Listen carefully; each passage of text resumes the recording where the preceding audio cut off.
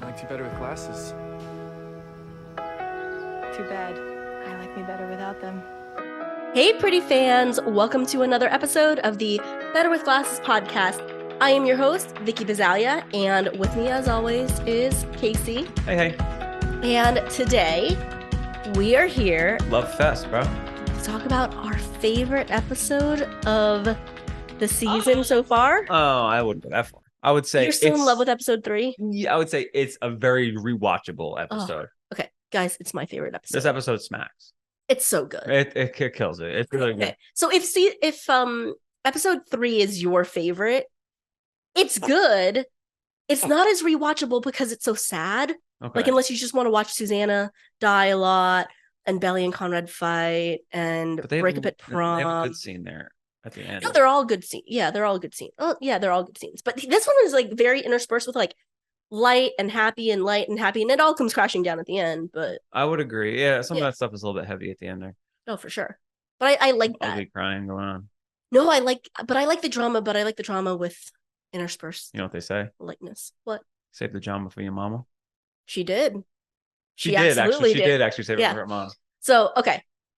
Killer. I'm predicting this is gonna be. I don't want to, jinx us or anything, but I think this is gonna be a good episode Of the podcast. Yeah, because there's like when we watch the shit, we're like, well, this is gonna be like a 2-hour show. Oh my gosh. Yeah. It's gonna be like a 2-hour show. Well, I had multiple fans of the podcast DM and just say, there is so much that just happened. Your podcast has got to be like 2 we have hours. so much to go over. In the Taylor voice. Oh, no, Belly, in the Belly voice too, Taylor. Belly to Taylor. There's so much to go God. over. Shame to know that. I know. The student has become the master. All right. So let's get into this. Do you want to do really quick, just like scene all the way through what's happening? I think we can run this one through. You go tell us what happened in the episode. Okay. We'll save some time for the postscript, but the's a lot to talk about. There's a lot to talk about. Yeah. Okay. But you want to talk about it as we go along? Yeah, talk about it as we go along. Okay. Sounds good. Let's talk first. Do you mind if we first talk just overall about our takes and what happened and what was right and what was wrong? So I don't remember. Okay. So we were definitely right about this is the Slurpee episode. Okay. I was right about I called that Jeremiah and Belly getting a Taylor Switft song. Yes, you were right about that. Yep. We were both right and wrong about where we thought this episode was going to end. So I said unequivocally that I thought it was going to end with Jeremiah and Belly on the beach. I was wrong about that. But you said it couldn't end with her calling her mom because that like wasn't big enough. We weren't even thinking that there'd be like a really big montage. That it ended with that, but it was heavy because of the montage. I think we nailed it because I was like, episode 7 is going to start off with Laurel and Belly, or at least Laurel coming to cousins. Yeah. But I think we're on the right track. But one thing that you were absolutely right on that I just got to give you your dues is I was talking about the scene in the book when Belly takes the tequila bottle and she's going down to the beach, and you said, I think it's going to end with that scene of Belly and Conrad on the beach. And I thought they were going to throw that scene away because I told you it didn't seem like she cared that much about the funeral stuff. So great job, Jenny and the writers. So they stuck the funeral stuff in, not as heavy, still equally a great scene, but they stuck it in at the Party City part.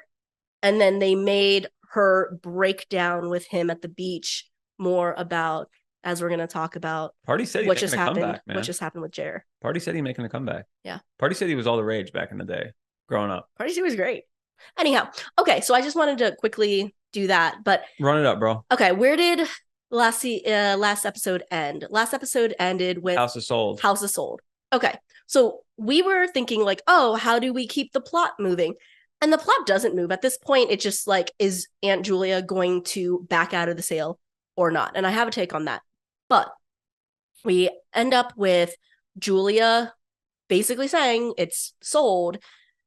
This will come back around, but Conrad basically gives up, right? Like he was so like, oh, I'm going to save this house. I'm going to do this. I'm going to do that. He's just kind of like, I mean, he should have gives the key over. Yeah. I mean, what else are you going to do? So like he and Jeremiah give their keys over. Everybody's sad about it. Great Skye. Oh, how about this? And Julia. So like the going to the judge to access the trust was basically a red herring because it didn't come up at all in this episode. Exactly. That's what I meant. Yeah. It was like, yeah, we thought Liam was going to be there. Liam was like barely there. He just like gets a drink poured by roller skating Belly. But wasn't mentioned at all. Wasn't even brought up. Because I guess like once the house is sold, it's like all bets are off. They can't buy it anymore. Yeah, unless she decides to reopen it back up and I got something for that later. We'll let's not step on that. We'll talk about it at the end. Okay, cool. But as I was saying, then we get a great Skye and Julia moment. And like that scene, even as we were watching it, we were looking at each other like, this is why they bring in two powerhouse actresses. This is why you had to have amazing Elsie and Kira do it. Yeah, amazing, great acting. And I'm actually pretty happy. Like you get the flashback after that where you get a little bit of backstory on Susanna and Julia. Yo, episode 6, Julia's still the villain. Yeah, hasn't changed yet. No, it hasn't changed yet. No flipping. But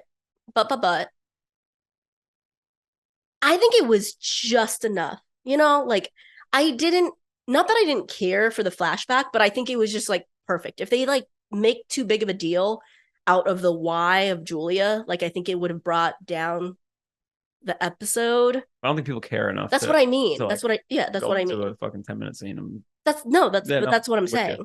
Right. I like that Skye is calling out their mom for basically just saying like you're not giving this thing a chance because your lens on cousins is based on her baggage with Susanna, but not even with Susanna. So here's my hot take.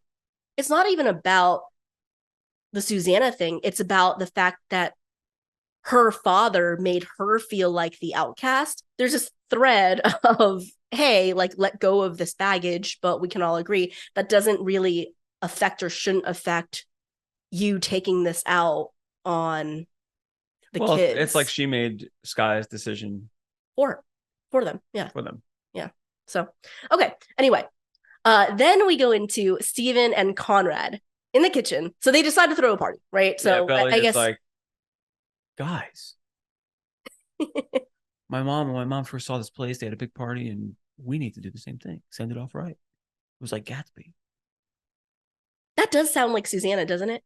Yeah, like it's very Susanna, like college Susanna. Yeah, is throwing a party at. So we figured out that if that was the first time Laurel saw the beach house, it would have been sometime after college because they would be friends already. Mm-hmm. But before Belly and Steven would have been born because they said that Belly and Steven had gone every summer. Yeah, every summer. It would be when Laurel first saw it and they had this big blowout, it would have been before Belly and Steven were born. Yep.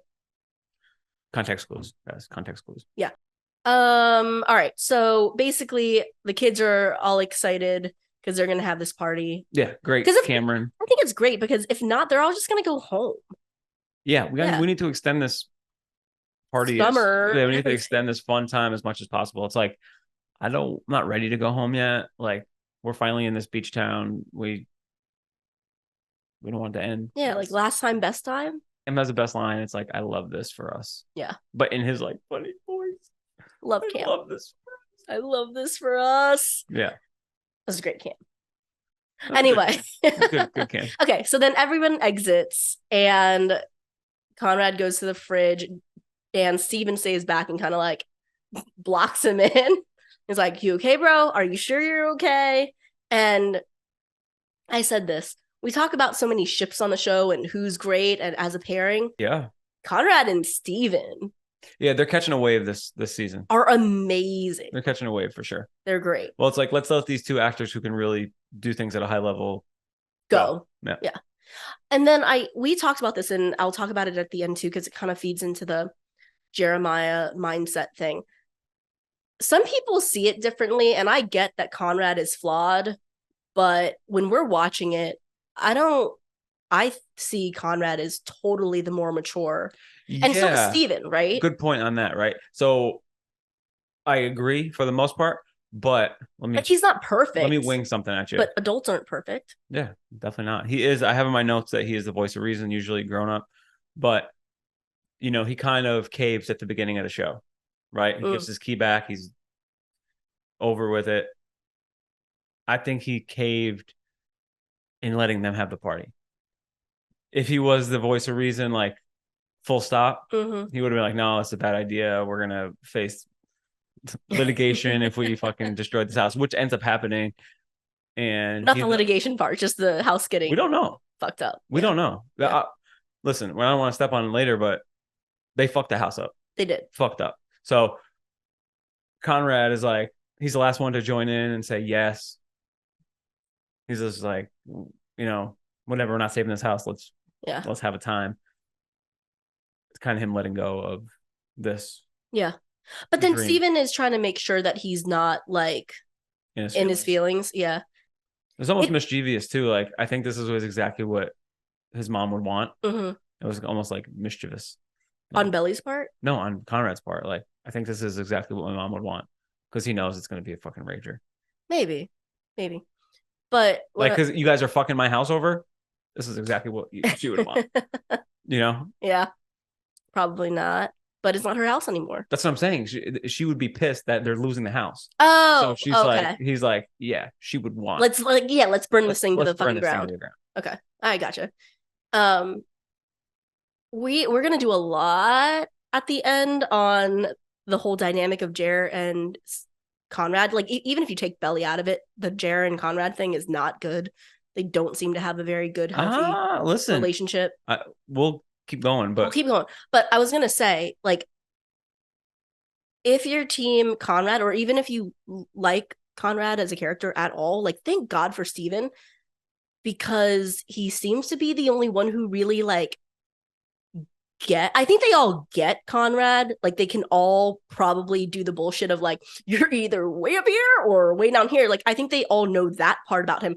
But Steven is the only one who's like helping him not feel like a total like shitty person about it. Like, Steven like understands who he is and is trying to help instead of just being like, oh yeah, you're always up here, down here, and you better fucking just get it together. Like, and I think that was nice. Zen.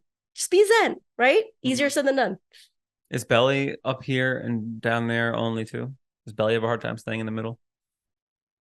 Does Belly need some zen? I feel like she's using lots of crutches. Which, yeah, hey, I don't crutches think are part of life, but yeah, I don't think that she necessarily needs zen.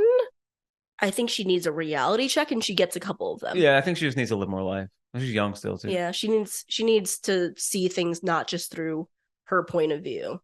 Because her point of view is fucking warped.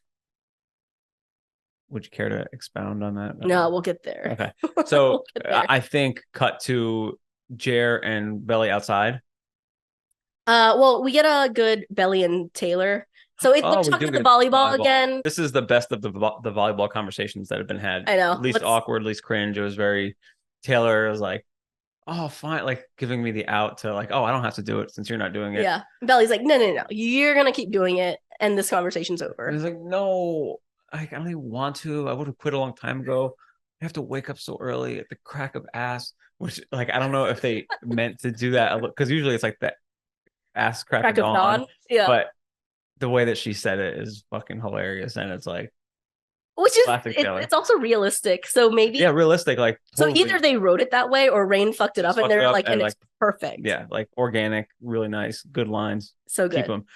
So then, yes, you end up with Jeremiah and Belly outside. And I think this was like a little bit of the writing, because I'm like, he's more of a surface level guy, and they're trying to get there's a little bit of some deep thinking that I don't think played as well as they wanted to. Yeah, I don't know that he doesn't think deeply. I think that's kind of the point. He just doesn't always voice it. Yeah. So maybe the fact that he's like voicing some of this stuff to Belly is good for their... I think they're trying to be fair to him. Relationship. Like, we can't have him always do this fun shit. Be a fuckboy like who has one trick pony, fun all the time. Let's give him some extra stuff. I'm just like, I don't know if it comes across as well as they wanted to. Well then, okay. Oh, wow. The fact it triggered something in me. Let's hear it. So Jeremiah is trying to open up to Belly and be deep, right? We have obviously seen Belly and Conrad have very deep, meaningful conversations. Belly doesn't, like, she engages a little bit and then she just quickly turns it into a playful, like, I'm going to push you into the water now. And we're going to both revert back. Yeah, we're going to revert back to just like childhood stuff, but whenever she's with Conrad, it's like always very deep. Yeah, I mean, listen, there's a great article on Glamour. Mm-hmm. I'm not sure, somebody wrote it. Sam Reed. Sam Reed wrote it. Fantastic article about just kind of we posted it today. Kind of the inner workings of the relationships and like a little bit of a deeper level of the psychology of it all. Definitely go read it. It's like the journey that all these people have to take. But then Jer and Belly get their Taylor Swift song. So yes, big ups to my boy Jer there. Did you know that song before it played? How'd it go? It's delicate. I don't think so, but I heard Taylor's voice. I'm yo, check that on your bingo cards. Oh Gangsta. my! Yeah, I did not put that on any bingo cards. I not that I wasn't expecting it. It was just as soon as it happened, because everyone's been waiting to see if it would happen. I think I just kind of did one of these, and I think Casey's exact words were, "Are you gonna be okay?" Like, yeah, I'm just gonna watch this. So it was cute. It was cute. So they get their pool scene, they frolic. Now they're on the. Okay, so they get their pool scene, they frolic. Now they're lamping. Well, they're laying in the little floaties, and you see a little cute, cute handhold. Okay, which is major. I mean, come on. I think it is. It is and then major. They've been doing this for years now. Taylor comes trotting out. Hey, Belly, Conrad wants you to go on a supply run with him. Did she say Conrad? Yeah. Oh, that's so funny. Yeah, it was either Conrad or Conhead, and I think it was Conrad. Okay. Yeah. So. Which is fine. Which is fine. Now, I think he wants some alone time with Belly. Like, he's trying to be zen, and he invited her specifically. I think it's more. I don't think it's. I think Conrad may want to go and have a deep conversation, not necessarily make a move on her. Not necessarily make a move. He wants to see where it goes. He wants to see where it goes. Maybe just take the temperature. Yeah, well, he's unable to take a real read of it because Jeremiah's which he has to. I'm gonna come too. Jeremiah has to. If you're Jeremiah in that spot, if he's gonna insert himself into the middle, if he's gonna be blocking, if he's gonna be blocking my man Conrad, yeah, he's got to be there. So, some people are probably roll their eyes. Jeremiah wants to go, but he knows what he's doing. If you're in the character, you got to go. He knows what he's doing. If you're that character, you got to be there. Yeah. Which. I'm not sure what happens next, but after that, then Taylor gets a call from Milo, goes back into the kitchen. Oh god, that scene sucks. And then you see Taylor and that's Steven. Bad Steven there.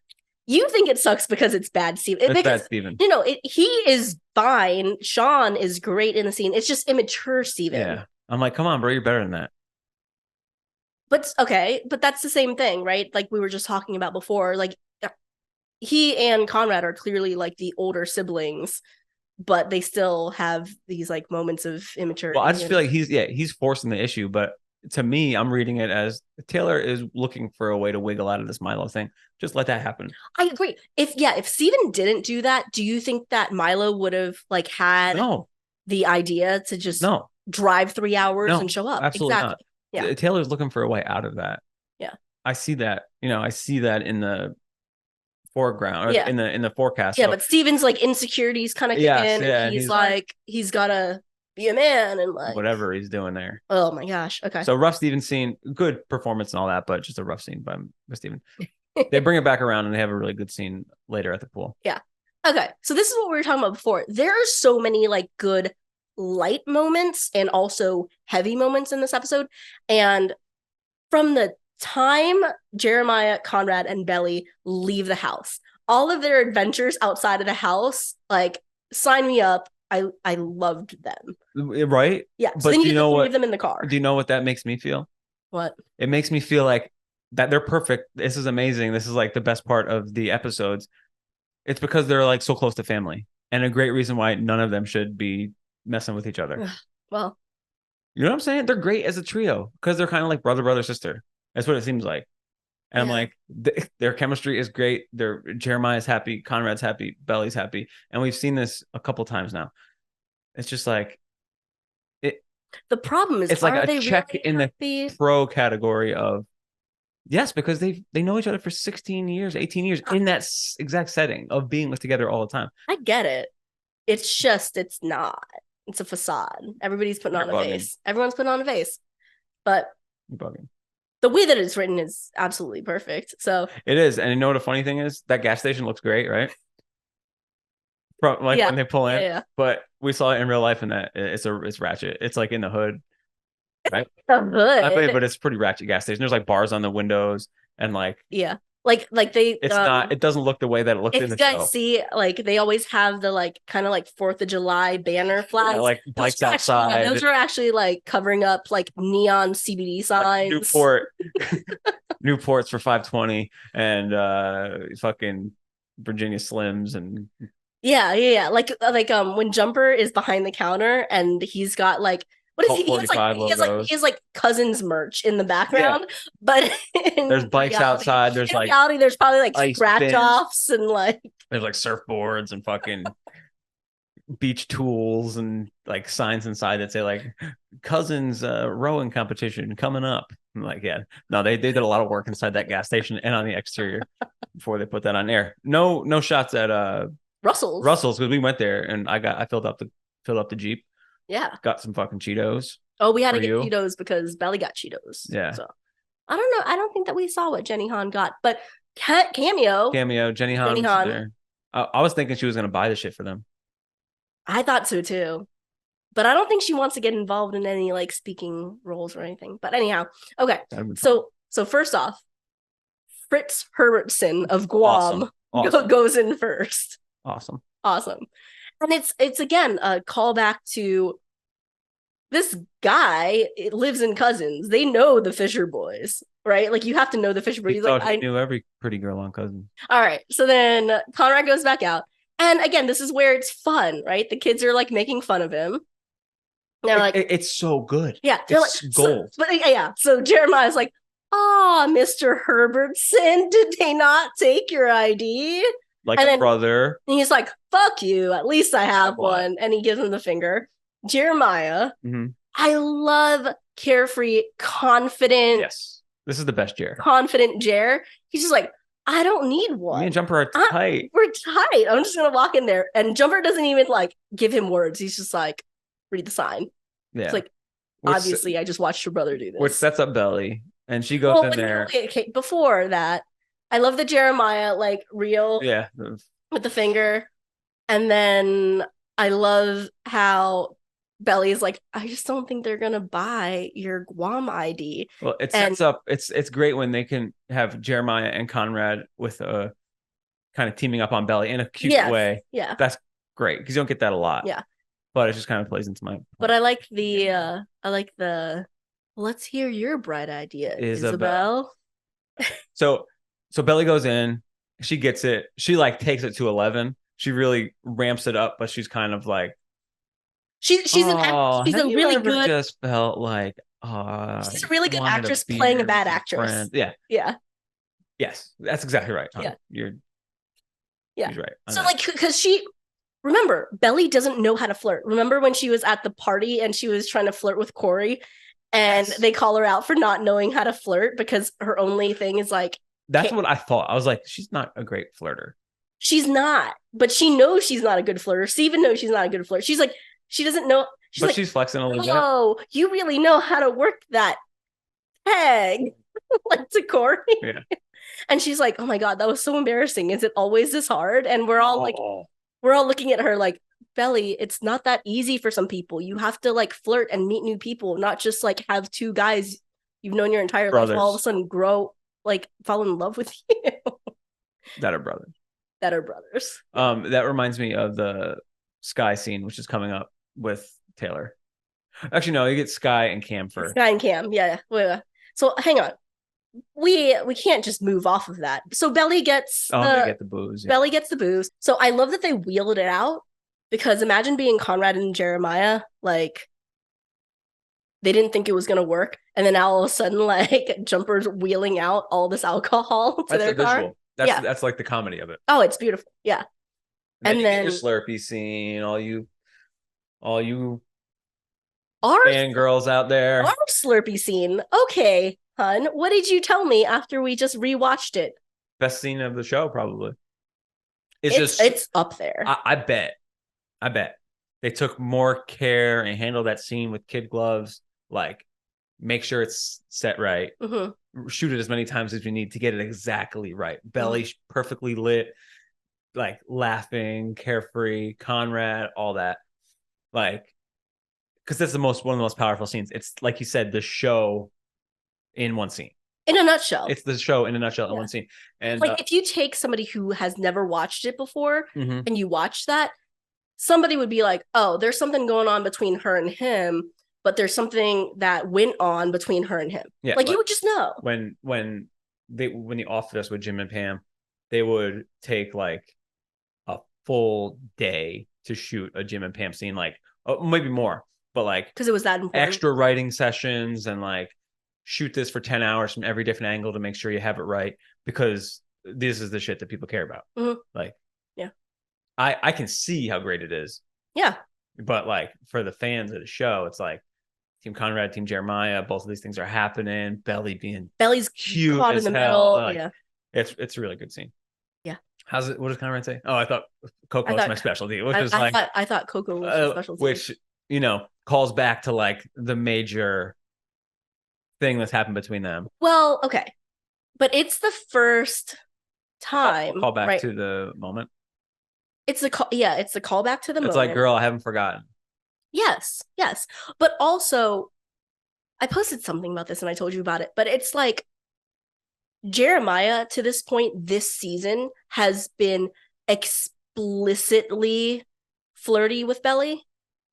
He's getting there. Well, like he's saying things like, "Well, if I kissed you, I wouldn't be able to stop," and like so. And then there's a whole slew of things that he says after he gets jealous. So like from that point on, he says some very openly flirtatious stuff to her. But that's Conrad's thing, right? He's like, yeah, I'm not gonna just straight up tell you that I want to kiss you, but I'm going to like kind of weave this in there and see if you react. Yeah, he's more of a subtle, subtexty kind of flirter. Yeah. All right. It worked. Yeah, what's next? Okay. All right. So then you get Skye and Cam. And normally, I think I told you, normally this would be like a throwaway scene, but I'm really starting to love those two. Oh, man. You love those two, too. Because like, I don't want to sound like a fucking nerd here, but they're two really good performers. Acting-wise. Yeah, acting-wise. And it's like they can do a lot of things and convey a lot with not a lot of time and not a lot of dialogue. Yeah. They're on the same wavelength. Exactly. Like a little bit on like that nerdy tip. Oh, yeah. Like, it's right. Yeah, it is very right. Well, Skye, as we see is very black and white. Yeah. Like very technical and like maybe sees things for what they are. Yeah, doesn't want the gray area of whatever. Like, you're not going on the whaleboat. Why are you not going on the whaleboat? Like, that's not a good reason. You gotta go. Yeah, you gotta go. If this is your singular passion, this is what you need to be doing. Yeah. So then, Party City. Damn. The beginning is great. Like the dad's credit card thing. Okay, one, Adam Fisher's not that bad. In another point for him being okay, because he does have an emergency credit card for these kids. He's not like an absent father. Two, man, those kids all looked great together as a family. Jeremiah, Conrad, and Belly. Like in the opening scene? Yeah. Like, you're like, okay. Damn, they're good together. Like, maybe like the trio of them. Yeah. What would it be like if they all brought a different date to Thanksgiving dinner? What would that look like, guys? Might be really fun. Like, oh, this is my date. Oh, this is my date. And then they could go off and be in the side room and like have their jokey friend thing. Don't want to step on your shit, Jenny Han, but it ain't the show. It ain't the show. But man, they're great together when they're all in like that fun, carefree, innocent. Yeah. And I do like the little like supermarket sweep. Like, okay, everybody get a cart and go fill up as much stuff as you can. That's Jeremy and Jer, man. Paying for it. Yeah. Okay. Cut to, we end up with Conrad and Belly in the aisle. Their carts are both filled. Conrad's is filled literally with cups. And I feel like Belly's is too, but she's giving Conrad shit for not having interesting stuff. What does he say? These plates have glitter. It's like, you don't have anything fun in your cart. Like, these plates have glitter. And like season 1 to season 2, how many more funny Conrad lines have we got in season 2 than season 1? It's like went from 0% to like 100%. It's like, I don't know if he has input on the writing or if he's I don't think he has any input on the writing. bullshit. I think so. Jenny trusts these guys with their characters. They are the characters. That's true. But they have such a great close relationship, the cast to Jenny, and I know, but I think we're supposed to see the duality. So if Conrad was one way in season 1, they're showing other sides of him in season 2. And similarly, Jeremiah is one way in season 1, and we're starting to see other sides of him in season 2. Belly, the same thing. Belly was like super innocent in season 1, and in season 2, she's carrying around a tequila bottle. Yes. Okay. So the scene in the aisle, Belly and Conrad. Yeah. I love it because it goes from, again, this is just what those two do. It goes from like playful, I can see that they grew up together and it's cute. Like she puts the feather boa around him, puts the sunglasses on him. Shout out Hulk Hogan. And then, well, there's a lot of shout out to Harry Styles. Is that really what? Yeah. Okay. Oh, yeah. Well, all my Hulk Hogans, all my Hulkamaniacs out there, you know what I'm talking about. And then he takes a tiara, puts it on her head, and then very similar to the famous dance scene at the debutante ball, I thought. Oh yeah, where she has a yeah. I think next up, and I'm going to let you cook here for a minute. You talk about the scene in the aisle where Belly and Conrad get to, finally, they're alone now. Have the conversation. So we've been talking about it for a while. Conversation. Okay, so we'd been talking about when we were going to get this interaction because I didn't really think that show Belly cared as much or carried as much guilt over the funeral stuff. Mm-hmm. But she clearly does. She brings up that she wants to talk about the elephant in the room. I think if you watch it carefully, maybe no one else saw this.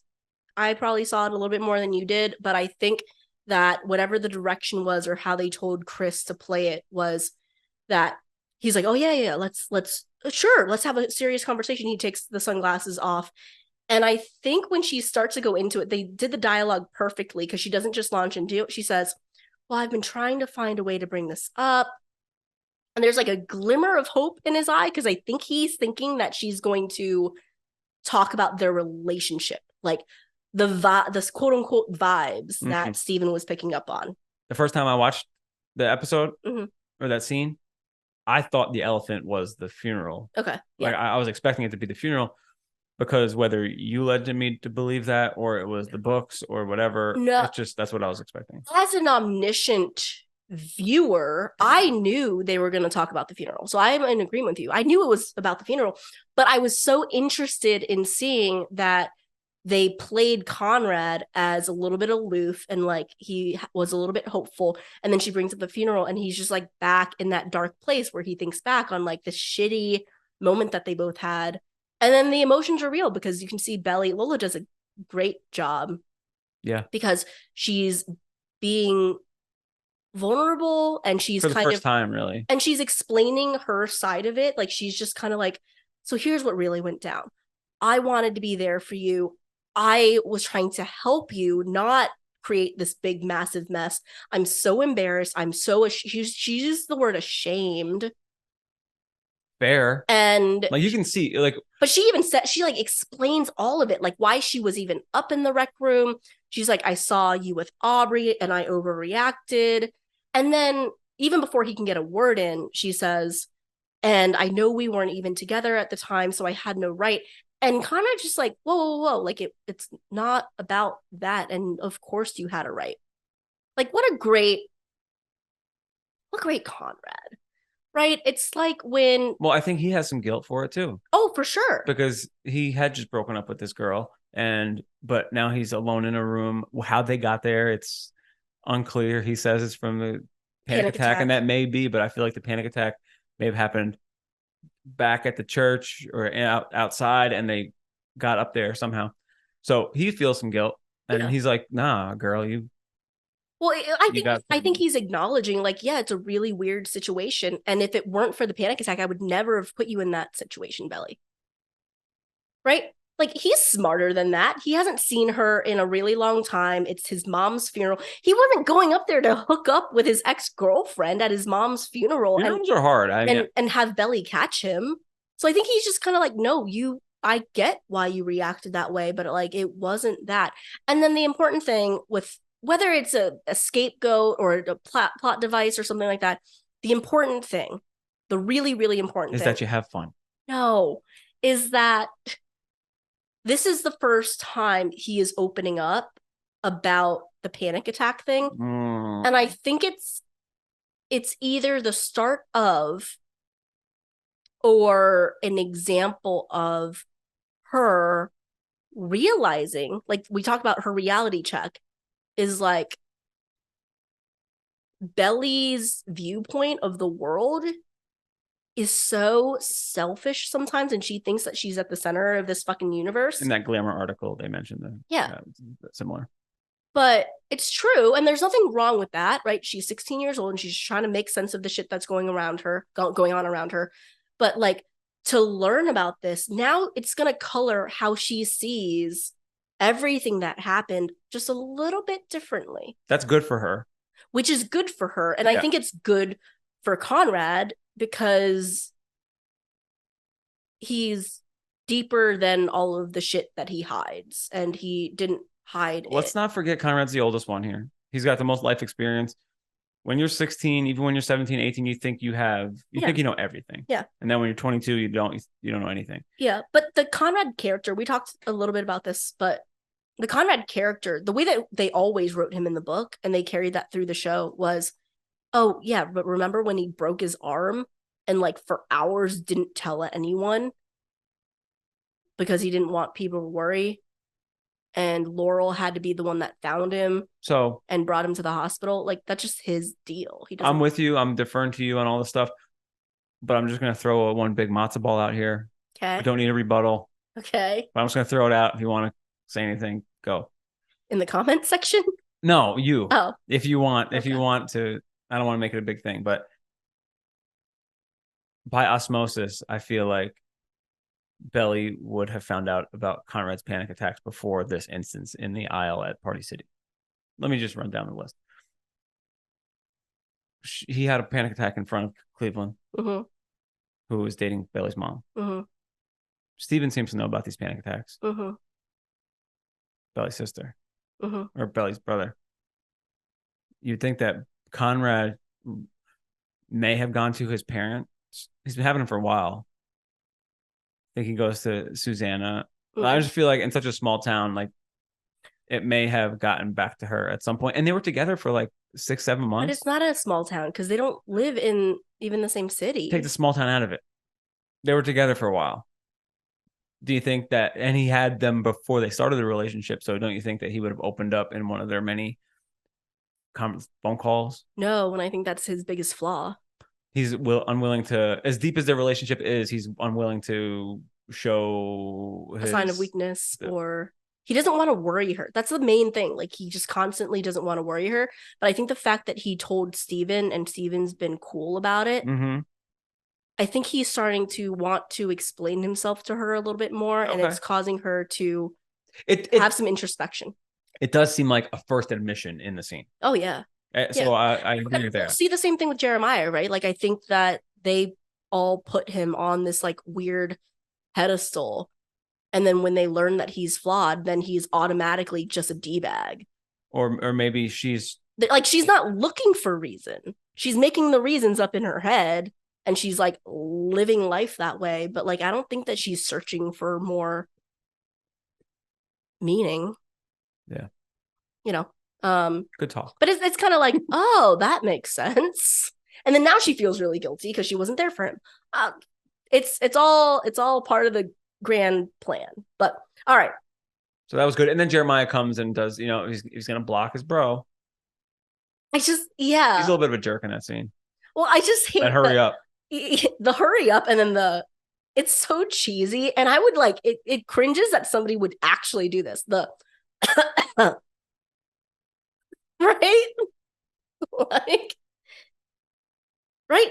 Because like, okay, even if you walked in on that situation, would you do that? Or would you just be like, hey guys, There's just two ways to play that scene, and but Listen, he's supposed to do it that way because it's gonna like it's like a fucking again, it's bottled up and it's reaching to the point and it's gonna explode at the end. So it makes sense that it's weird. Within 1 hour, our Belly is holding hands with one brother and letting another brother run his fingers through her hair. Just saying. Okay, he was patting down. Listen. That's I think 100% of people would say that's some pretty open affection and flirting. Yeah, but she Love you guys. she was on the receiving end of it. Oh, don't touch my hair. Your brother here somewhere. Your brother might come by. Anyway, all right. So then important moment, Belly. I don't know if she makes something up, but she just like needs to get out of the awkward situation. She's like, "Oh, Polaroid cameras! Like we should get some of these. It's important because of the picture." Yeah, I don't think they did. They should have cut to Adam Fisher receiving his MasterCard bill. He still might next episode. $900 at Party City. Yeah, don't step on the preview. Like you guys spent $900 on glitter plates, Conrad. Do you think that? What do you think? 3 full cartloads. Fucking, they were throwing those fucking Polaroid cameras in there like a motherfucker. We had those at our wedding, and they were like $150 a piece. We're like, oh, yeah. The film itself is like 40, 50. Anyway, okay. So let me back my notes here. All right. See if I'm missing. Then we get okay. This is probably my favorite cut. So it goes from a great scene to the dialogue is Skye and Taylor. No. Talking about kissing. Aren't we missing Steven and Taylor at the pool at some point? Oh yeah. Okay, my bad. Yeah. Well, the Steven Taylor at the pool is before the Party City stuff. Oh, okay. So let me just say one thing about that. Yep. Poor Shayla catching strays here, man. Oh, they're making fun of how she says Ibiza. Yeah, Ibiza. But we love Shayla. Everyone loves Shayla. But we also love Taylor for bringing her up, right? Do you think she always does that? She's like, "Do you think Shayla's going to be at the party?" Oh, love Shayla. Anyway, I was mad when I first saw that scene that it wasn't deeper. And then when it came back around, when the Party in the USA thing came back around, then I'm like, oh, like that's it getting its dues. That song smacks. Okay.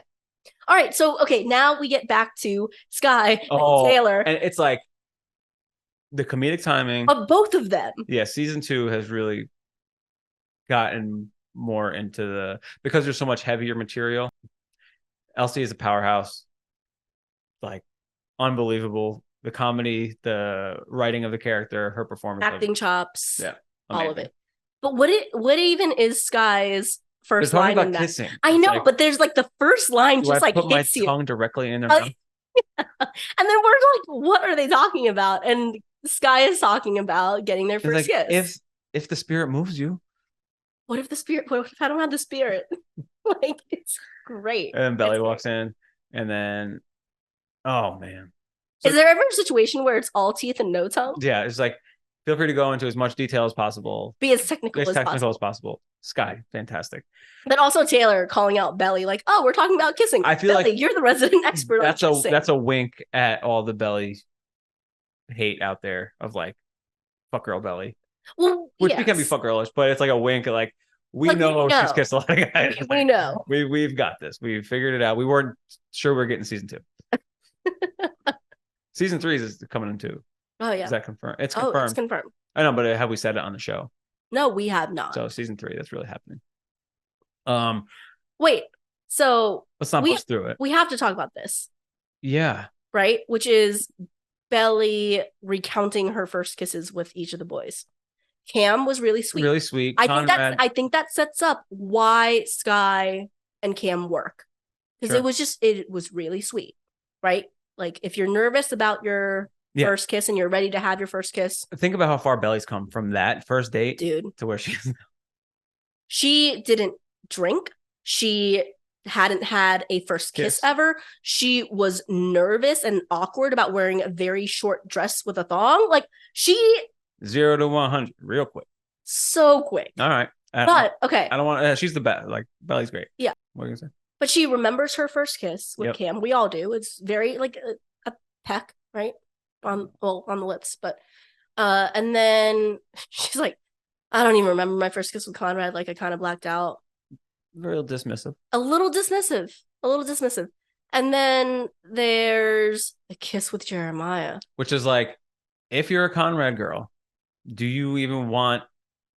She's talking about this hot kiss with his brother. Yeah, bad timing. Like, maybe Conrad just finds a girl at Stanford. Yeah, like it's one of those things. It's cringe because if, let's just say Steven walked in on that, Steven be like, what the fuck? And then he'd probably immediately go tell Conrad, like, oh, bad timing, no good, Yeah. abort mission. I- Like, sorry, I was wrong about this one. I don't like it either, Yeah. but apparently she has the hots for Jeremiah. I don't know how it's going to end. Yeah. But like, I always think of the Thanksgivings. No, yeah. Like, think of the Thanksgivings where it's like, Thanksgivings So are fucked for the rest of time. which boy are you coming with, Billy?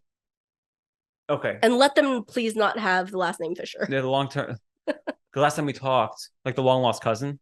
Yeah. Like last time I was here, weren't you guys holding hands at the dinner? Oh, all right, never mind. Yeah. All things aside, I get it. Like Belly and Jeremiah are, we talk about how these characters need to grow up. Mm-hmm. And even though they're both flawed and need to grow, they all need to grow up, right? So it's a little bit unfair that Conrad keeps telling everyone to grow up. But Jeremiah and Belly are literally on the same trajectory. Facts. They're at the same starting point. They're seeing the world the same way. They have a connection. Yes. Their shit is clearly very short-sighted, and they both have something to prove. That's the wrong thing, and you probably shouldn't enter a relationship with weird and fucked up intentions, but that's what they're doing. Well, yeah, Jeremiah wants to beat Con. Yeah. And Belly wants to prove that she can get over Conrad. Like, which also happened in season 1. Which is super messy, but it doesn't change the fact that they're on the same page. And her and Conrad are very clearly not on the same page at the moment. In life, in focus, in each other, it's just very not good timing. And Belly's a little insecure. Well, we'll talk about Jared's that. a little simple. Okay. Yeah, we'll talk about that. Jared and Conrad in the garage. Oh, fuck, another funny Conrad scene. But I think it's interesting, right? Like and that's that dialogue isn't even that funny, but the way Chris Briney delivers it is funny. You laughed your ass off when he said Swallowed by the garage. And then the painting. The painting. It's like giving him shit about the painting. Yeah, and it's Chris Briney just delivering it in a way that is true to life. And but on fourth watch, I noticed something. I noticed that Jer is like fucking, it seems like he's so uptight. He is. So uptight. I don't know if that's the actor, if that's the character. I think it's the character because, again, we keep talking about, like, he doesn't really know how to feel about his brother right now. Yeah, he's like he's got some guilt. He's supposed to be the loosey-goosey guy, but more and more, it's like almost like, I don't know if it's sinister or what, but like he's standing at the edge of the aisle, not loosey-goosey. No, he's not loosey-goosey in the garage scene, and he's not loosey-goosey later on in the show.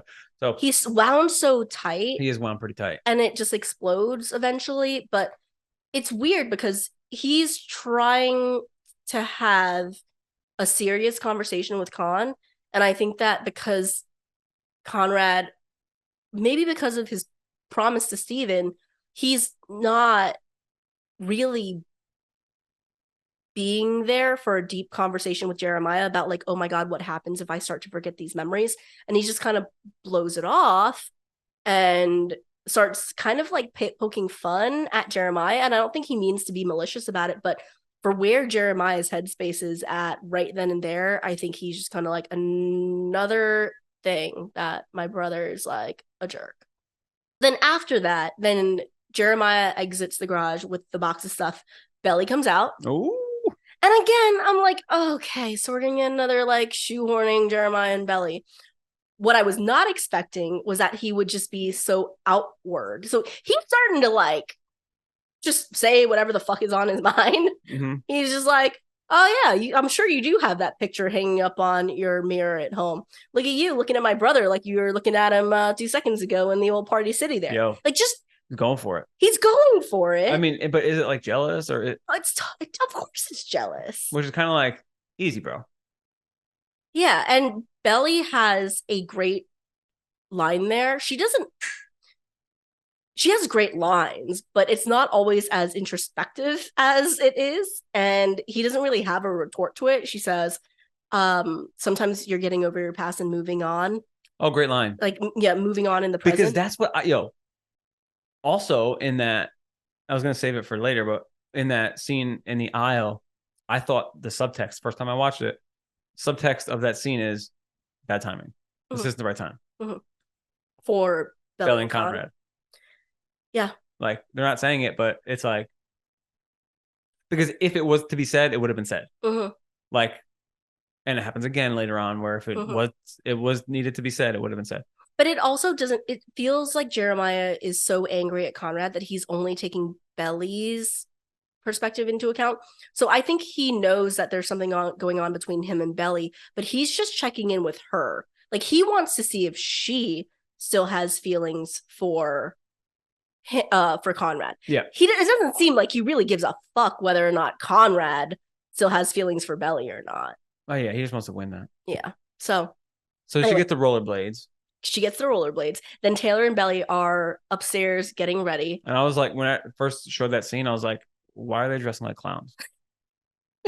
Yeah, we okay. Admittedly, we didn't put together until the second rewatch. Like, oh, it's a retro themed party. Well, I mean, once you see her in the outfit, then it makes sense. It makes total sense. But like in that first scene, you're like, what the fuck are they doing? Yeah. Like Taylor's got on a literal clown outfit, and then Belly is got this high hair with like in the bright lights and this makeup, and she's like, still wearing her like tube top from like earlier in the day. What like, are we doing here? Yeah. And then it makes sense when you see her in her outfit. Vicky's got something similar on right now. It's like the fun retro shorts, athletic shorts, the shirt that's tied up, and it looks great, especially with the dark lights. Yes. Yeah. It looks great. Yeah. But it makes sense because Taylor at the end of it goes, okay, now get dressed. So because we're like, is that what she's wearing? Like, damn, like Taylor's wearing that, your makeup looks like that, and you're wearing that. It was just like a little bit shocking. You're like, what the fuck are they going for here? Yeah. But then it all makes sense. Belly is easily confused. She's so confused. Like, Taylor is like trying to like give her good advice while also being like, fuck Conrad, while also pushing her towards Jeremiah because he's hot. I'm like, I think it's the lesser of two evils here. It's very polarizing. Because you also have the 16 years of talking about Conrad as a crush. Yeah. Built into that conversation. Fair. And Jeremy has, I don't know, blossomed into. I want Steven and Taylor to end up together, but I just think it's a little bit hypocritical. Okay, sure. I was going to because even when we watched when they were you know how the bonus content is like the cast making desserts or whatever. Yeah. Like, you get Jenny talking to Sean Kaufman and Rain Spencer about it, and Jenny even says like, yeah, well, isn't Steven like Taylor's Conrad? And even Rain is like, yeah. So like, so we all know that, which is why it's a little ick for me that Taylor's like pushing Jeremiah so hard, not even letting Belly try to understand Conrad's point of view, and is quick to just be like, oh yeah, go after the hot one that you have heard vibes with. Like, yeah, no, for sure. They mentioned last episode, put these first loves in the past, but I know, so it's just a little as much critical. Like Belly may not be able to. I just wonder if Taylor's ever going to come back around on Conrad. Well, if there's a real cheating episode, possibly. Dun, dun, dun. Okay. Season 3. What up? All right. Well. Oh, you know what? Those rollerblades set up. Belly falling again. Oh my gosh. Yo. Do you want to go there now? There's some scenes in the middle here. I mean, I just wanted to get it out early in the episode that Belly fell again. And don't worry. I had at least 3 to 5 DMs who were like, hey, do you count that as a fall? Do you count that as a fall? That's Team Casey out there. Yeah, Team Casey. Team Casey is strong. Team Casey is. There's room on the bus. There's always room on the Team Casey bus. Yeah. Okay, so Belly's on roller skates. Okay. So then she's handing out drinks to the girls. Steven and Conrad are standing there, and Conrad sees Belly and is like, "Hey, Belly, Belly, Belly, come here, come here, come here." And he's like, "Steven's gonna take a picture of us." Oh, and he like pulls her in like close and like has arm around her waist, and she's being all cutesy. It like looks like they are a couple. It looks like he's just like, "Oh, Belly, like, let's get a picture." They're at a party. I don't know, but Steven. You can see that happening with Steven. I can see that happening with Steven or with Jeremiah or with Cam. I guess it's just fun for me because you don't see Conrad as the guy who's like, "Belly, come take a picture." That's what it's meant for. That's what it's meant for sure. It could have any meaning. They're like, that's a scene designed to be like, get this kind of conversation going. So cute. Oh, baby. It's so cute. And they're matching. Okay. So I noticed it. I didn't say anything because I feel like you would have made fun of me. Yeah. But during the Slurpee scene into Party City, Belly's wearing green top, Conrad's polo is green. When they're at the party, Belly's outfit matches, and Conrad also has shoes on. No, she's wearing skates. Oh, well, it doesn't even touche. Try to make fun of me. Didn't work. But they're matching and it's cute. Anyway, what that sets up is that's not the point. For a lot of people, it's the point. For me, it's not the point. The point is that after that, Belly skates away. Mm-hmm. She falls. Per every episode. Per episode. Usual. But she falls into Jeremiah. Oh, boy. A lot of people think that that's like the hottest pickup line they've ever heard when he like whispers in her ear, "You don't have to hurt yourself to get my attention." But that makes it seem like she was hurting herself on purpose. But for Belly went down. But for Belly, yeah, she's like, "Oh my God, Jeremiah caught me. Yay." Well, that's kind of what they do. He always does. Yeah. He's always there to be the confidant. Yeah. So help her. Then you go back to Steven and Conrad, where Conrad's holding the picture and he's like watching Belly skate away. And Steven's like, "Okay, man. All right. I'm rooting for you. Just don't fucking break her heart."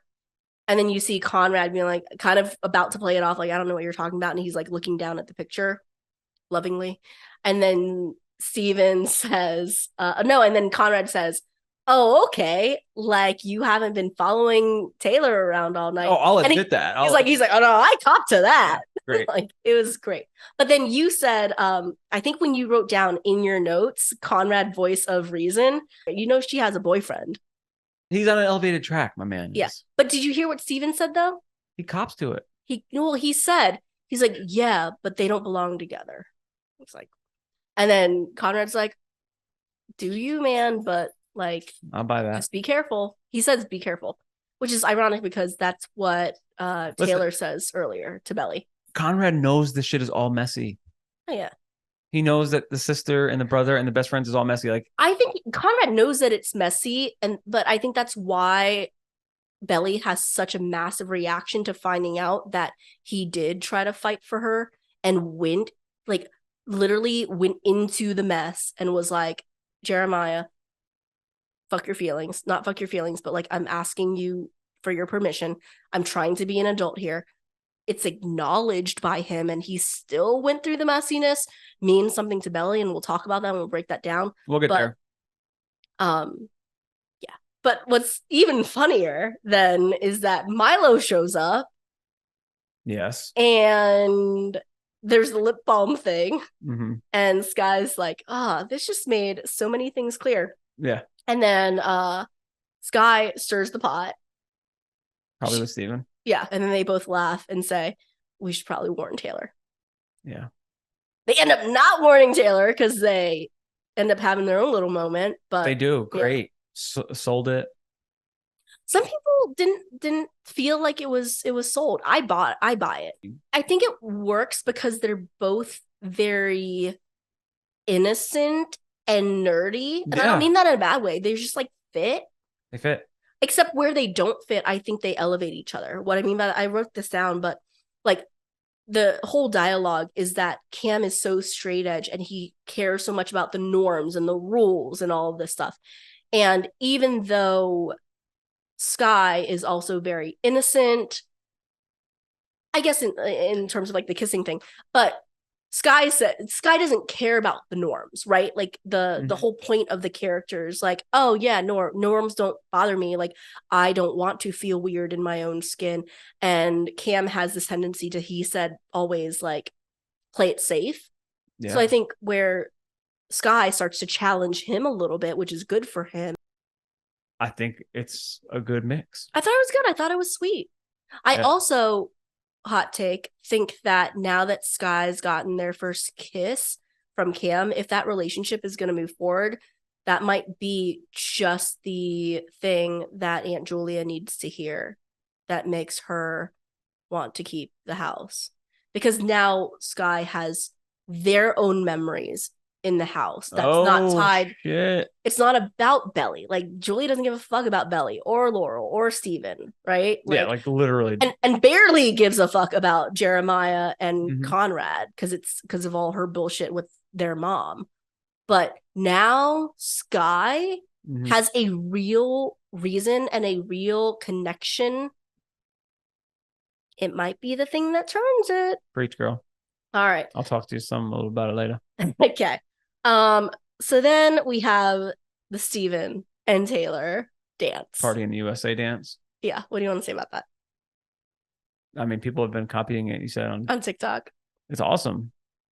Do you like it better than, let's say, like the debutante? Not the Conrad and Belly, because I know you, that's not fun, but the dance routine where the guys are like, they're both very similar. Yeah, both right? very similar. They're both fun. I'm gonna, I don't know. Go tie. They both involve Steven doing the most. Doing the most. And I love it. And like Steven out there clearing the dance floor is funny. Yeah. Okay, well, we got to talk about where that ends, because Steven has probably my favorite show to date, Confession of Love. Oh, yeah. Yeah. He's really good at that. It was like, so organic. You used to be just the girl that hung around my sister. Now you're the girl that I miss when they're not around. Fucking great. And then he doesn't have to say a lot. He just says, "But now you're like my favorite person." I'm like, damn, bro. Like that's going down. Oh, like, oh. And then Taylor tries to play it off, right? Like she like tries to walk off. And he's like, no. Like, what? Now it's your turn. Oh, it's like, oh, I like this game. Like, who cannot catch feelings first? Like, I lose. Submitting. I lose. Yeah. It's so great. Then we have that goes into Belly and Jer sitting on this like inflatable couch thing. He brings her a beer. He sits down, and they end up in this conversation about first kisses in this house. Yeah, it goes. Is it just a plot device, or are we supposed to be reminded of the fact that Jeremiah has kissed everyone? Is it an accident? I think that the show is so purposeful that it can't be an accident. I think we're supposed to be reminded. Is he like, if he's trying to like use that as a pickup line or something? Like he gets to the fact that, but not as good a kisser as you. Too. It's just one of those like he could have easily just said like, "Hey, do you remember our first kiss in this house?" Great, that was awesome. Yeah, a word economy, But no, he has to remind her that he's kissed everyone in the same night. And it's weird, right? Like guys and girls. There could have been a better thing there. But do I think that in that moment Belly or any girl would kiss Jeremiah? Yes. If you're Team Belly, do you want your boyfriend to be like a hookup guy? For me personally, I think he could have been like, yeah, that used to be my thing, but like right now I only have eyes for you. He could say some shit like that. For Team Jeremiah, there's probably better words that he could have used to move his stock forward. Yes. That's how I feel. Yes. Yeah. Okay. But he still got, and if you're looking at just results and not process based. If we're looking at, is he getting the desired effect from Belly? Yes. She thinks he's like hot as shit and like really wants to kiss him. And as Taylor said, she keeps looking at him like an ice cream cone and she wants to lick. Like it's a thing. And it's real. It's definitely real. There's something there. You said that they would get broken up by the fight. I did. You called that. Yeah. It did. It did. Man. Because, well, that's just me anchoring back to the book. I'm like, I think that their first kiss is going to be when they get caught. Fight. I was so happy almost that it wasn't a real fight. Great sound. It's not just like them swinging at each other like angry. It's kind of like they square up. No one connected. There's no punches landed. Yeah. A punch missed. A tackle. It's funny. Like Milo's like trying to bust out. Oh, like, and then he does fucking like Karate Kid stuff. That shit was funny.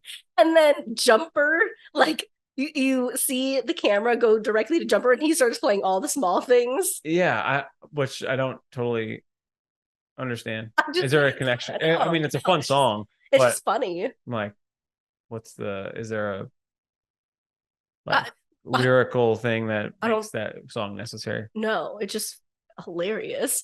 And then what makes it even funnier,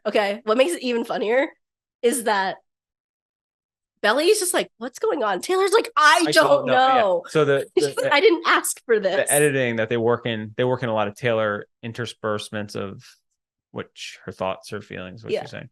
Yeah. And that kind of helps move the fight along. And then the funny thing is, like, you see off to the side, you see Jeremiah, Conrad, Skye, and Cam. And they're all kind of like, Let it go. Kick his ass, Steven. Well, they're all, at first, kind of like us as audience watching it, they're kind of like enjoying watching it. And then they're starting to egg it on, and Belly just kind of gives them a look like, hey, help me break this up. And they're like, okay, fine. Yeah, I was almost surprised that Belly didn't hit the deck there also. She's just used to the ones who catches an elbow and goes flying. Oh, yeah, at fights. Okay. So, hot take here. Yeah. Milo gets a raw deal. As much as I love Staylor and Steven and Taylor, like, I don't, what he did, like, he just is being broken up with because he's not Steven. He didn't do anything wrong. Yeah, it goes back to, like, it's not, they don't belong together, and they have a service level relationship. Yeah, he didn't do anything bad. Like, Milo's not a bad guy. And it's not supposed to, I hope people don't dislike Milo. Like, he didn't do anything wrong. Yeah. He is perfectly nice to her in all the scenes. He was calling her. And then he watched another guy, like, flirting with her, taking her phone away while they're talking. Yeah. Milo got a raw deal. So he didn't do anything wrong. He didn't know her middle name.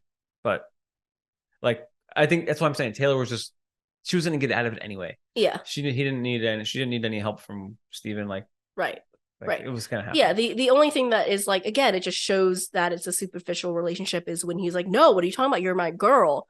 And she's like, you don't really know me, and it's not that deep, and you have to go. Like, you embarrassed me in front of all these people. Like, you have to go.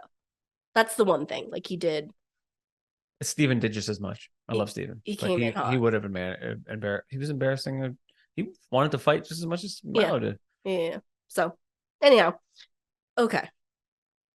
The scene after that is you can see Skye gets, like, a text, and they're happy about it.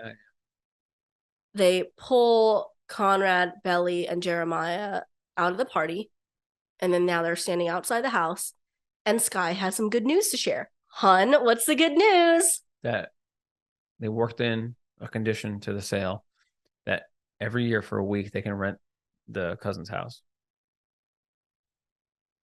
Belly and Jeremiah are, like, excited. Over the moon, excited. Oh my gosh, that's so great. Thank God. Okay. So I understand where Jared's coming from and Belly, but I also understand where Conrad's coming from. It's kind of one of those 50-50 splits. Yeah. Like, it would be nice. I think it's totally normal that there would be two different reactions to it. It would be great for them to come back, right? Yeah. They get to enjoy the beach, the pool, all that stuff. But think about the fact that all the shit inside is going to be different. Their bedrooms are going to, one could be an office now. Yeah. One could be a fucking baby's room. Yeah. So it's like, it's not the same. And it's a reminder of... How about they just come back to cousins and rent a new spot, create new memories? Right. So, anyway, the entire point. This sets up Jeremiah for one of his best scenes. Gavin acted his ass off. Gavin was able to, and I feel like in his acting brain, he was able to, like, let loose of that tension. Mm-hmm. Like, all right, I'm drunk. Mm-hmm. I can let it fly. And he seemed like he was a little bit looser, relaxed. Do you think that it's probably the right answer is probably both. But do you think that Jeremiah is only able to, not Gavin, but Jeremiah, who Yes. is only able to express himself. go there because he's drunk? Listen, that conversation with a sibling takes a lot of courage, especially an older sibling. Oh, to say all those things. To say all those things, if you're feeling that way, it takes a lot of courage. So it's very raw. Very raw. It is.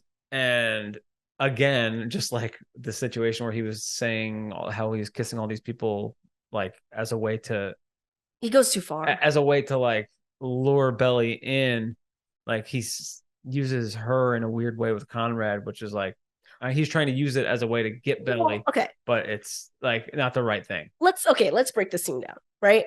So you see Conrad, the connection I'm drawing? Yes. Okay. Oh yeah. But there's like 3 separate threads to this scene. And I'm gonna lay them out, and then I want to hear your opinion on what's really going on. It's all of it, but what's really going on with Jeremiah? Okay, it starts off with the Conrad, stop making decisions for all of us. So there's that. Fair. It's like if you're gonna write down a list of like issues that Jeremiah has with Conrad, stop making decisions for all of us. Fair. You don't fair know. Yeah, you don't know better than all of us, and it's not just you. It's a. If you say that the Conklins have just as much as a right to the house, right, whatever. So then he says, well, this is the shit that he does. He is so quick to just give up.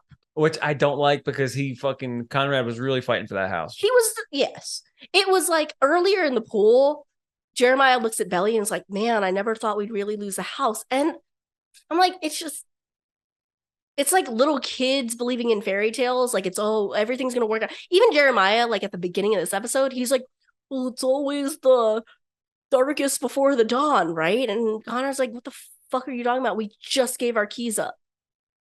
So there's a little bit of like hopefulness, like short-sighted hopefulness versus like everything's doom and gloom. Yeah. And they're somewhere in the middle, but it's just really not for either of them. So anyway, there's that part of the conversation. Sure. Right? And then you said it while we were watching it, but you can see Conrad thinking about it too, because you're like, okay, what's another example of this, Cher? Like you just said, he always does this. So what's another example? Yeah. And you can see Chris is like almost playing it where he's like egging it on. He's like, and what else? Say it, Jer. Like fucking say it. And Jeremiah is like, you did it to Belly. I was shocked. I was so shocked that he said that. So from Jeremiah's point of view, that's what it looked like. Like, you begged me, and now you're not even together. Like, what the fuck? I know Belly didn't do this. From Jeremiah's point of view, that did really happen. But even so, really weird. It's not the right thing to say with Belly there. It's like I said, this is a reality check episode for her. Right? Like she learns about panic attack. She's starting to see Conrad in a little bit of a different light. She's acknowledging some stuff with Jeremiah. She says directly to him, do not use me to get at him. There's a part of her that knows, yes, Jeremiah has feelings for Belly, but he cannot separate that from his desire to get at Conrad. That's right. That's factually true. Which is and like, she sees it as drunk as she is, or will get after this scene. She sees that for what it is. Problematic. And walks off. Problematic. But that's like the core problem with these guys being brothers and the whole messiness of it. Yeah. But okay, so then we get some great Conrad, right? Like, oh yeah, that was really good. The clapping, like, hey, real classy Jer. Which is like, it's funny because that is exactly what I would have said. Like, watching that, we're like, that is so low class, all of that shit, you know. Well, it's like that's, you thought she was gonna be on your side. Well, just all of it, like embarrassing one of your best friends forever at our house on this, and calling out like a private moment, and it's like, this shit is, it's the richest white trash shit that they do, you know. Yeah. So Cape Cod fucking. But the fact Derek that Springer. Okay, but Conrad's being rude, like the clapping and being like, real classy, Jer, like, fuck you. Well, he's got a rebuttal somehow. I agree, but that then sends Jeremiah into round 3 of this bullshit, which is where then Jeremiah turned. This is another good Jeremiah. But this is where spot. he's like, fuck you, you're an asshole. And Conrad says grow up, and Jeremiah says I did grow up because I had to watch mom die every day. Like, bro, you were in school. You couldn't have done anything else. Right? Yeah, it's very circumstantial. Yeah, like you watched her every day because you were still in high school. Conrad was at college. It's unfair. It is so unfair to put that on. I think it's written Conrad in such a way to like, because I can go point for point. Like, no, that's a point for Jeremiah. No, that's a point for Conrad. It's totally. It's like you're like fucking going back and forth. It's nothing that Jeremiah says that's untrue, but that doesn't make it Conrad's fucking fault. True. What do you want, a medal?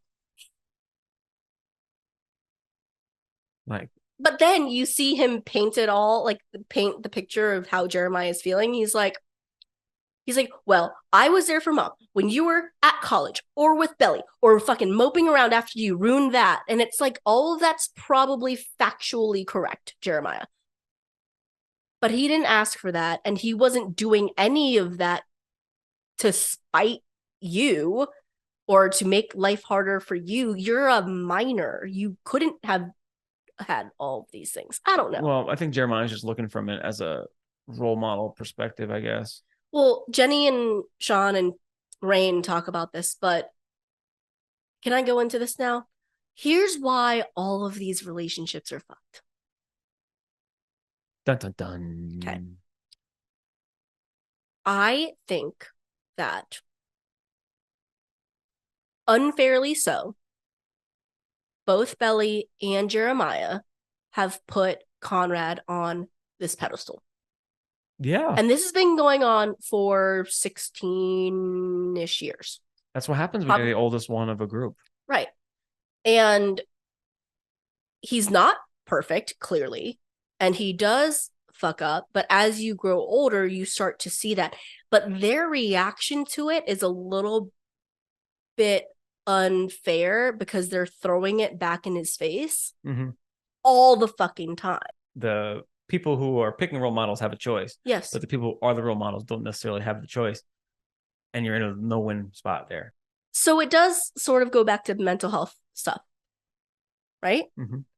Because there are some people who can take on the burden of all of that and the brunt of all of that, being put on a pedestal, knowing that you're flawed, having self-awareness that you're flawed, but nobody else has self-awareness around it, and letting people down, even though it's not really your fault that you're letting them down. Conrad's not that guy, right? We can see that he has deep-seated, like, emotions, anxiety. Compounded by the fact that his mom just died. Compounded by the fact that his mom just died. And compounded by the fact that these two people that he very much loves keep fucking throwing it in his face. Keep reminding him of all the times that he fucks up and lets them down. Yeah. When they don't really take time to understand how hard that must be for him. Yeah. So Conrad's issue is his insecurities about having to be the martyr and put on this like front.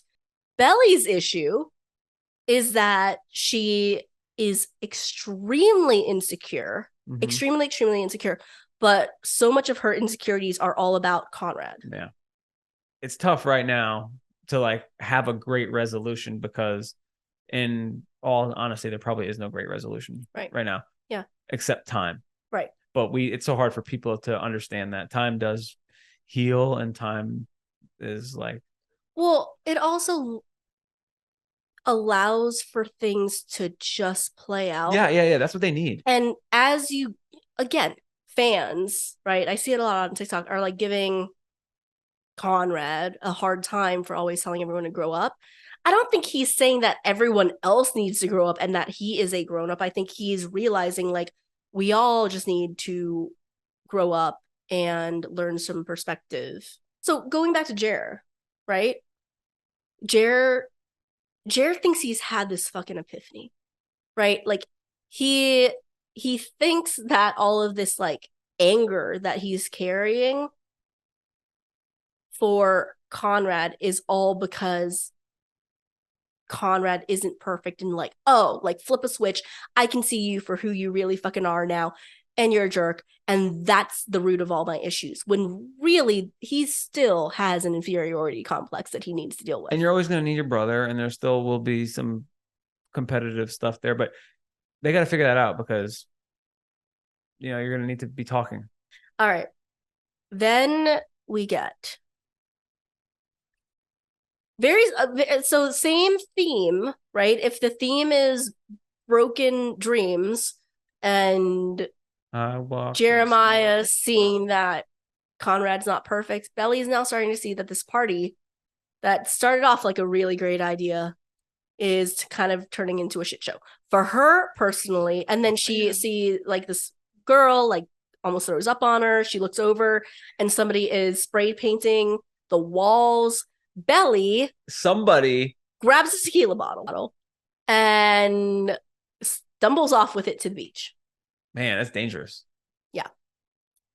All sorts of dangerous. Yeah. Get a riptide. I know. So who comes and saves her? Conrad. The dog, Lassie. So this is a scene that is from the book. What they talk about is different, but Belly is going into the ocean. She's clearly drunk. She still has the bottle of tequila in her hand, which is from the book. And Conrad, also from the book, is like, Belly, get out of there. I'm not going to pull your dead body out of the ocean when you drown. Fuck. Morbid. So it's a little bit, it's not supposed to be morbid, but she doesn't react at all. So then he goes and just picks her up.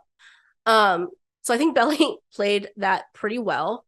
But that doesn't even hold a candle to the conversation, like a little bit more lucid conversation. I mean, this is the conversation that really shows you Belly's insecurity, I feel like. Yes. Right? I didn't pick up on it, but you kind of explained it to me. Like, why is it so important that she would have that she needed Conrad to disclose that he asked Jer? Well, okay. And then you kind of go into the book thing where I think a lot of people don't get that she needed him to say this because she really doesn't think that Conrad likes her. Yeah.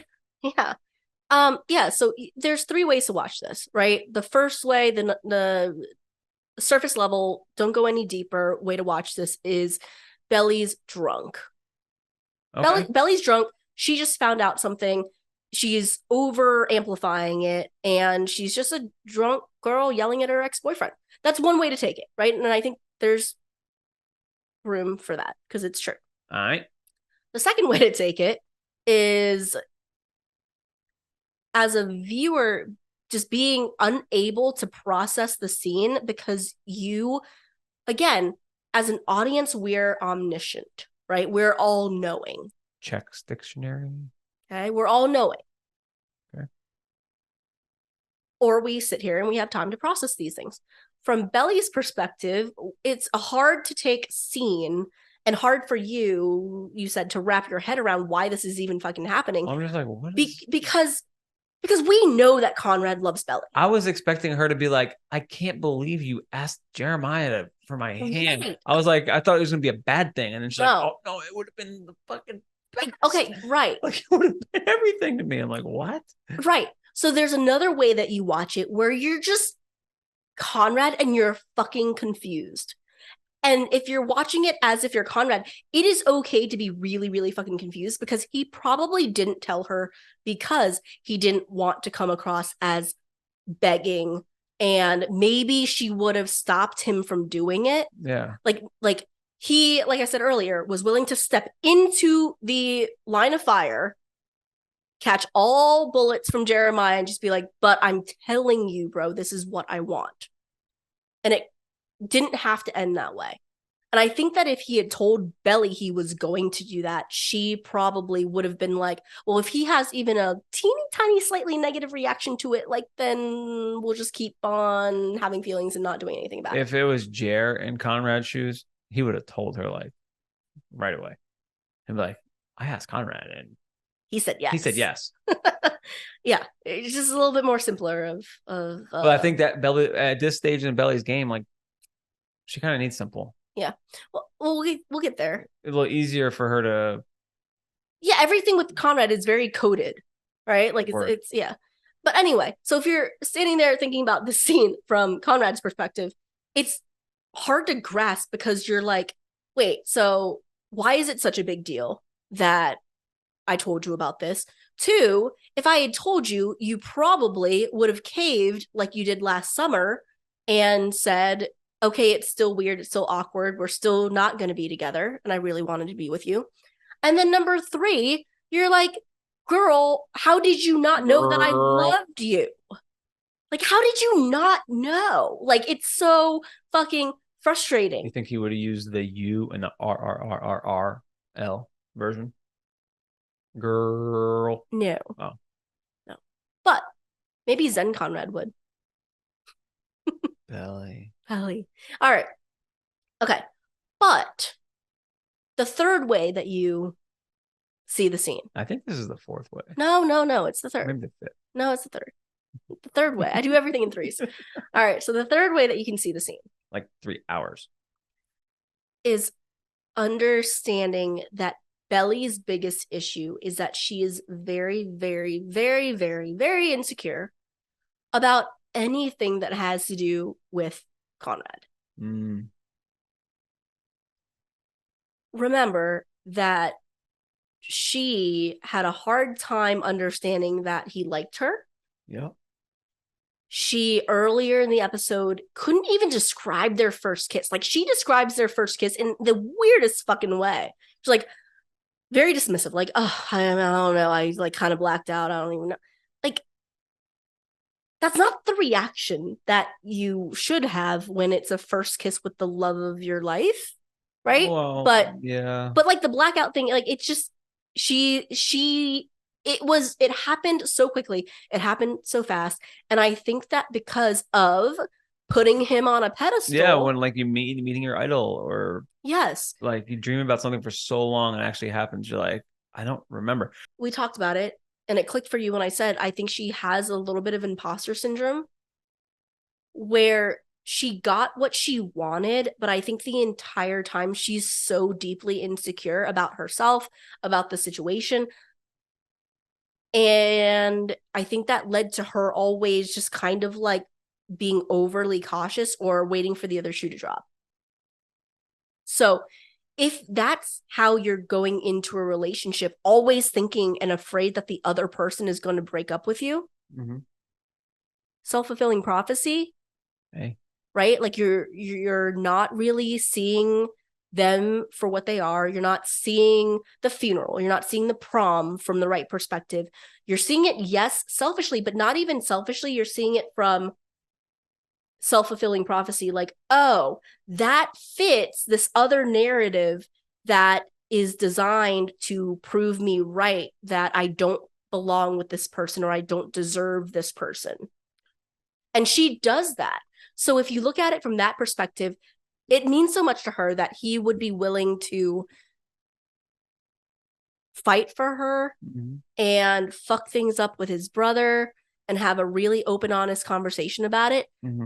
That she's like, that was a grand romantic gesture that had I known you had done that, if I'd known you had fought for me in the beginning, I would have fought for you later on.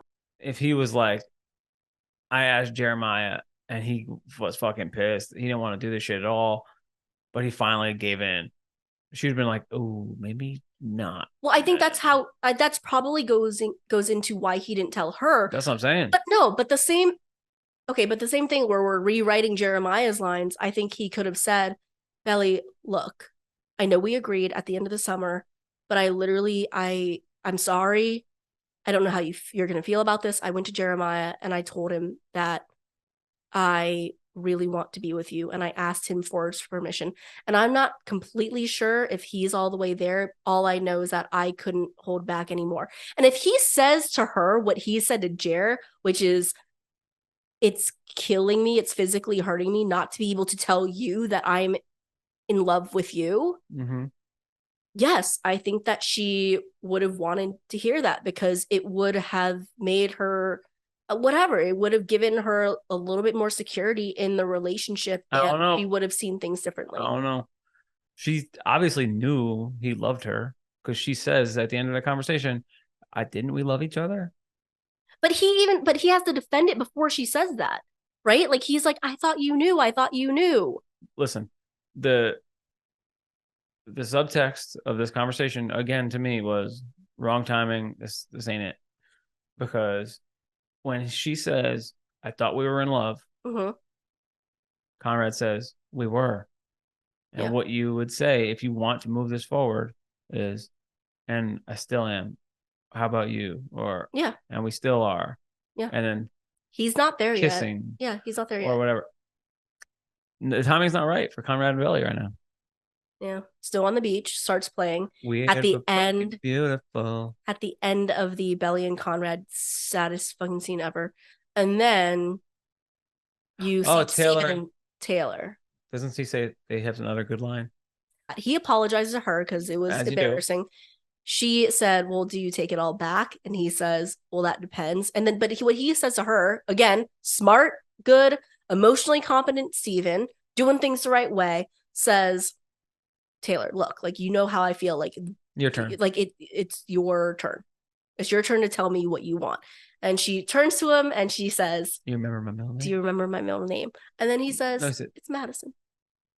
Taylor, Madison, Jewel. But great. Kiss finally happened. We had to get something. So everything else is left very fucked up. And Steven and Taylor, yay for those two. The brothers are fucked right now. The Belly and Conrad are fucked right now. Jer and Belly didn't end on a good spot. No. But Taylor and Steven did. And here's what I'm going to say about the house and the plot and all that stuff. There was enough damage done in that house party where a buyer could back out. I think that the buyer is going to show up or something, or the damage that was done to the house. It's a fucking mess. Like, that was a rager. 200 people, strobe lights, fucking graffiti on the walls, broken glasses, kids all over the place. There's going to be something where maybe Aunt Julia has an issue, but something's going to happen and the sale's going to get fucked up. So you think the sale gets fucked up organically based on the party, not that... like I said, like how it's going out with a bang, let's burn this bitch to the ground. Like, the house got fucked up. It's not what they paid for, or whatever the reasoning is. Yeah. And that's how the house is, the sale is going to be cut off. And while that sale is getting cut off, Aunt Julia is getting broken down by Skye, by Adam, by Laurel. There's a lot. People are coming into the next episode. Yeah. You know what I mean? Yeah. So I think the house might be still up for grabs. That's my hot take. Okay. What was your favorite musical? There were a lot of good musical moments after episode 5 being not many great musical moments. What was your favorite musical moment in episode 6? There's so many. Yeah. What was the one? The one I like. Sublime. Yeah. Summertime. That's when Belly's coming out in roller skates. Yeah, great spot. All the Small Things was good. Oh boy, Cameron. Oh man. I mean, oh boy. All the scene was just so strong. So I feel like all the girls see the boy. Look at her. Boy. There you go. They saying boy. Oh boy. So Look, that was mommy, great. I'm no good. I'm so hood. Oh my god. Gotta leave that in. Party in the USA. Good one. 2 Taylor Swift songs. So you have the Jeremiah and Belly song, which is Delicate. And then you have Snow on the Beach, which is really like an everyone song. Okay. Yeah, it's a montage. I feel like there was a couple other good ones too, but Billie Eilish. Oh, hey now. Armani White. But what's your favorite musical moment? Me? Yeah. I would say Summertime. That's the one? And the living's easy. So yeah, I would say Summertime, which is not the actual name of the song, but it's called Doing Time. Doing Time, yeah. Great jam. Good Hawaii jam. It's on the Hawaii playlist. I will go with Snow on the Beach. Weird but fucking beautiful. Yeah. Who won the episode? Steven. Easy Steven wins the big episode. Buckets for my boy. All right, let me come everyone's very excited for you to go off on Steven. Come up with a beautiful episode. Well, he's doing it. He's doing so much. What's he doing? Party in the USA. right? Yeah. He's making the playlist for the podcast. I mean, for the party. Yep. He's talking up his boy, getting the zen right, getting his levels straightened out. He is having a fight, which he didn't lose, that's big. If you don't win, but you don't lose, you're not in the negative. Yep. So, and he ended on top. He got credit for a takedown. The judges say Steven wins. He got the girl. Yep. And we all love Taylor. I mean, Taylor's a great character. That's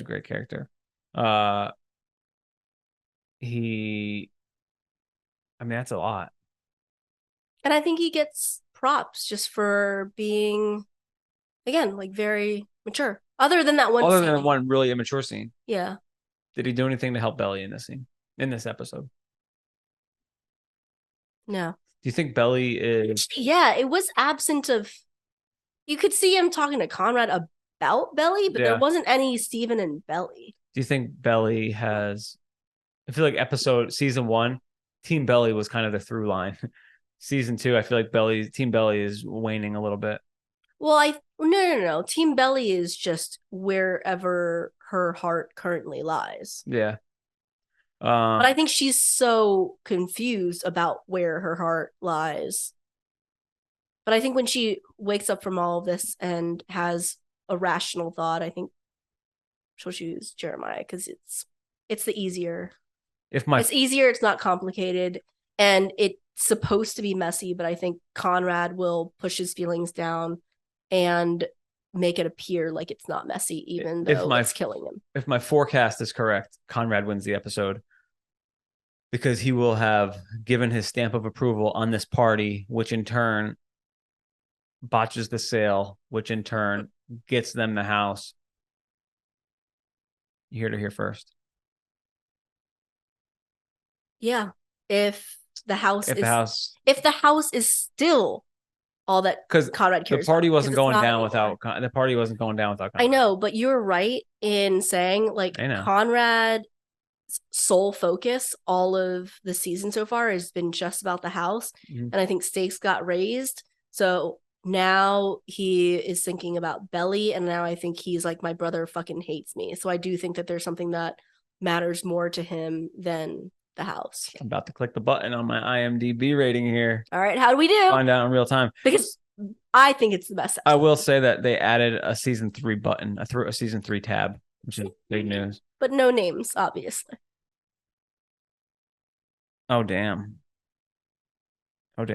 What? Love Fest is now your champion of all the ratings, which I can agree with that. Oh, yeah. 8.2. I think it's because you get everything. I think it would be a recency bias. Let some time pass. I mean, Love Sick episode 3 was played on July 14th. That's a month past. A lot more ratings in there. But Love Fest is an 8.2. That's a 0.1 winner over episode 3, Love Sick. Those are the only two. I think Love Fest can only be beaten by the 2 that are coming. Okay. So we predicted that 6, 7, and 8 would be the ramping up. Love Game is still the big loser. That's the only episode in either season that is under a 7 rating. Damn. Yeah, I mean, this one, it's very quotable. The music is top notch. If you're looking for devastating Jeremiah scenes, you get them. If you're looking for devastating Conrad scenes, you're getting them. If you're looking for really good content, you get that with Steven and Taylor and Belly. And if you're looking for moments of lightness and happiness to cling on to as Team Jelly, you get plenty of cute Jelly moments. And if your Bonrad heart is still beating and not in cardiac arrest, then you also have some really, really good Belly and Conrad. Thank you guys so much for checking us out. As always, we'll be back with our preview episode on Wednesday. Yeah. Yep. So at Better With Glasses Pod on Instagram, betterwithglassespod@gmail.com for any questions, comments, concerns. Of course, if you guys want any of our cool merch, check out our store that is inside the link tree and Instagram, and on most of our, I usually put the links in these episodes. Thank you all for checking us out, and rate, review if you like the show. Share it with your other TSITP friends. We appreciate that. And run it up. We're cracking the top 20 in the United States. Gotta get to the top 10. We'll see. Yeah. Thank you, guys. Anyhow, thanks as always for listening, guys, and we'll see you next time.